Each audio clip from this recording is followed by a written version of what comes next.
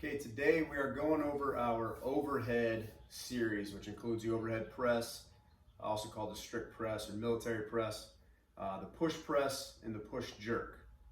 Okay, a couple of the key things that we're going to focus on for each of those is the starting position, the initiation of the movement, and the finishing or ending position. I'll face out for the demo's sake. First one's going to be the overhead press. With our grip, it's going to be a little bit individualized, but typically narrower than your bench press, possibly just outside the shoulders. On this Olympic bar, I like to go about middle of the thumb, where the knurling meets the smooth, is where I like to be.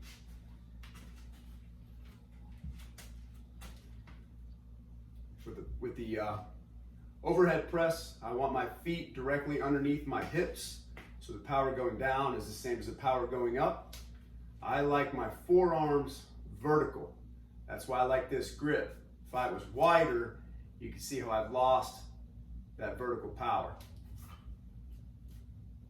Again, the overhead press, this is our start position. Knuckles to the sky, vertical forearm, feet underneath the hips. I want to squeeze my butt, root my feet into the ground, and press through the ground as I press up, getting my head out of the way, finishing the movement above essentially the back of my ears. This is what we're going to call the sweet spot. From the side, feet are rooted in the ground, my head gets out of the way, I press, and I get through. Bars directly on my center line. If it's here in front, the weight of that bar comes onto my shoulders, whereas in the sweet spot, that weight's now being distributed through my body. Feet rooted, air fills the belly, elbows down, slightly forward if able. Push my feet in the ground, press the bar through, head through. Another coaching cue we use is to open a window and look outside. Open a window, look outside. It's the overhead press. Next one in the sequence is the push press. Okay, the setup is going to be very similar. The grip, the elbows can again get a little bit of forward action on it. There's going to be a slight dip of the hips and knees to initiate the movement going up. And when the bar crosses roughly eye line, I want to root in the ground and finish like on the overhead press.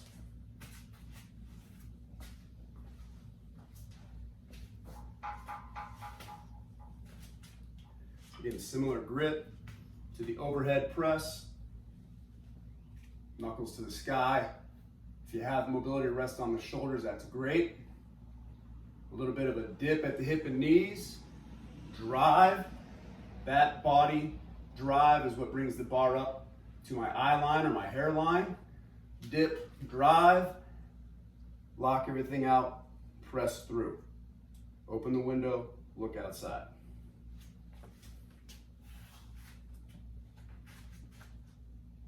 Dip, drive, press through. Dip, drive, press through. Getting enough drive to drive the bar up to the hairline, eye line, rooting into the ground, locking the legs, squeezing my glutes, head through.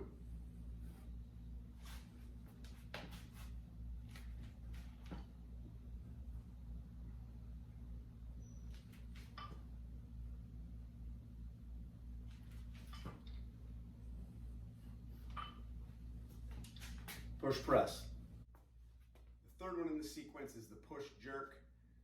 We are not going to be going over the split jerk at this moment, just the power jerk or the push jerk. Setup is going to be very similar to where my hands are, my feet are. Elbows can drift a little bit more forward. A really good push jerk, that person will have enough mobility to rest the bar on the shoulders, because that's what's going to jump the weight up. The finishing is going to be a little bit different. In the push press, we taught dip, drive, press through.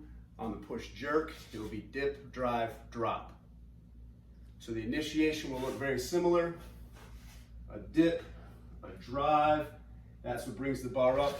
And instead of pressing, we're going to re-dip to lock the arms out. Dip, drive, drop. Catching the quarter squat, stand up.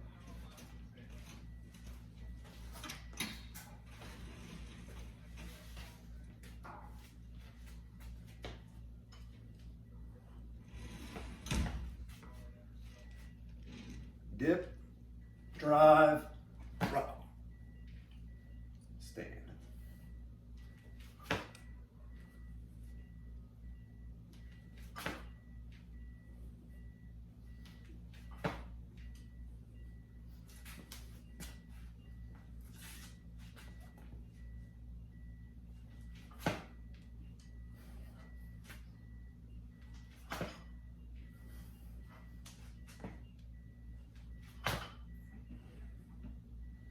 Notice on the push jerk, bars resting on my shoulders. As I press through, I go knuckles to the sky.